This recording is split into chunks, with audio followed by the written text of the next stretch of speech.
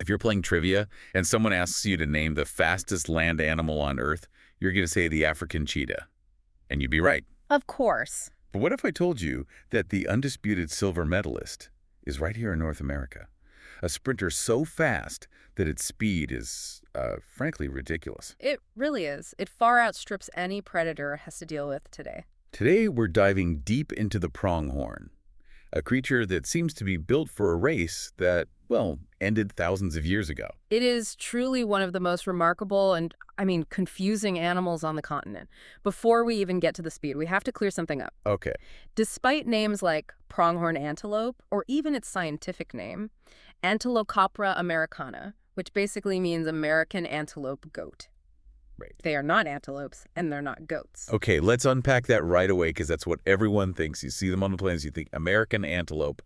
If they're not related to those, what are they? Well, brace yourself. Their closest living relatives are the giraffe and the okapi. What? What way? Yes. The pronghorn is the last one. It's the sole surviving species of this huge ancient North American family called the Antilocapridae.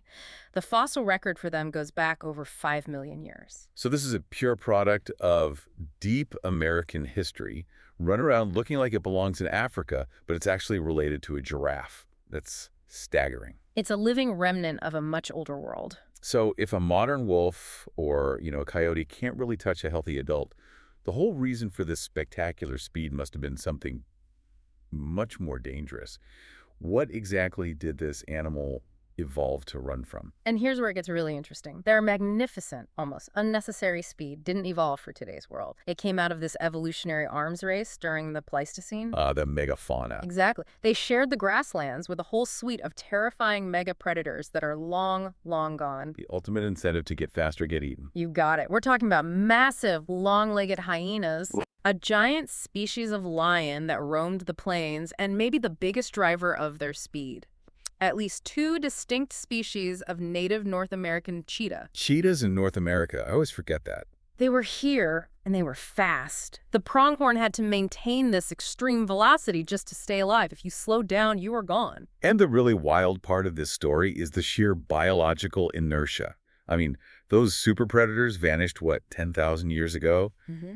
But the pronghorn's running ability, it just stayed. It didn't degrade at all. Not one bit. They held onto the speed. And we can put numbers to it. They can canter effortlessly at 40 kilometers an hour. Just a casual jog for them. Pretty much. When they need to escape, they gallop unstrained at 70 kilometers an hour. And when they hit top gear, they can reach speeds up to 100 kilometers per hour. The fastest animal in North America. Yeah. And the silver medalist for the whole planet. Uncontested. What really sets them apart, though, isn't just the speed. It's the stamina. If you go back to the African cheetah, that's a drag racer. It's all out for, a kilometer maybe? Mm-hmm. Then it's just exhausted. Oh, completely guess. The pronghorn, though, it's built for the marathon. It can sustain a pace of 50 kilometers per hour for a full 2 hours. 2 hours? That's unbelievable. They're so efficient, they can run at 70 kilometers per hour for over 30 kilometers. They are the undisputed masters of endurance sprinting. Okay, but how? Processing that much oxygen at that speed sounds just exhausting.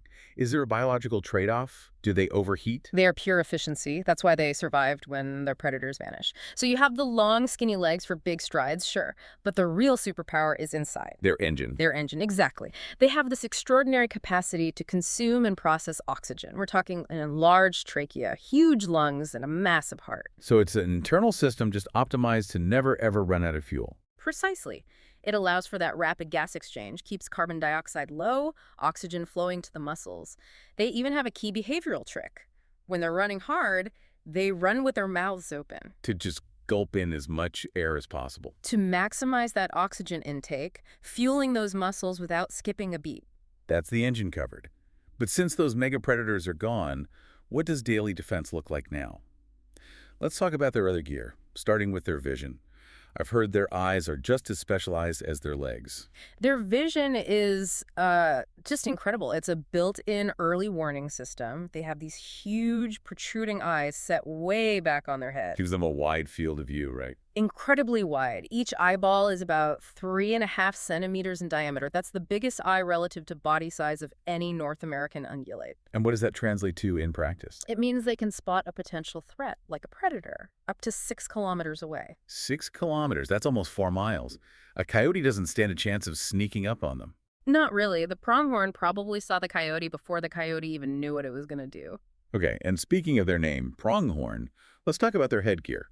The word horn or antler doesn't quite seem to fit them. That's because they're unique. They're the only animal in the world to have true horns that they shed. Wait, I thought horns were permanent and antlers were shed. Normally, yes. Antlers, like on a deer, are bone and they're shed yearly. Horns, like on bison, are a keratin sheath over bone and they're permanent. And the pronghorn is a hybrid. Precisely. Their horns are made of keratin, but they shed that outer sheath every single year.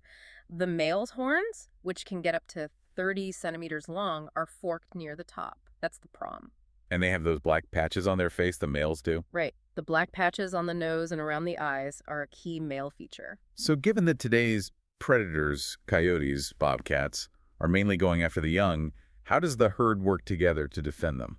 They rely heavily on signaling, both visual and scent. The most famous is the white fur patch on their rump. The flash of white you see when they run. Exactly. When a pronghorn spots danger, that white fur stands up.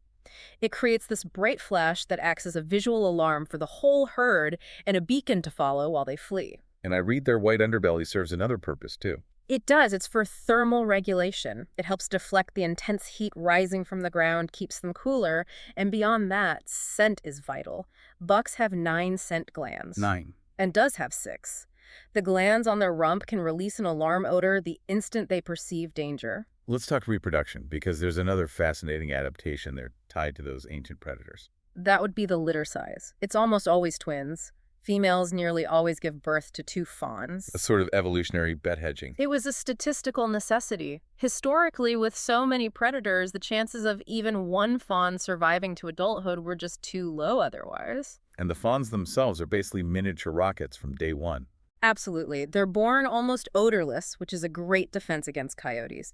They can walk within 30 minutes of birth. By day 4, they can outrun a human. That's incredible. And within a week, they're faster than a horse. They have to be. And the mothers are apparently very meticulous. Oh, they're called neat freaks. The mom immediately licks the fawns dry and, critically, cleans their rump to prevent parasitic infections before they have to travel.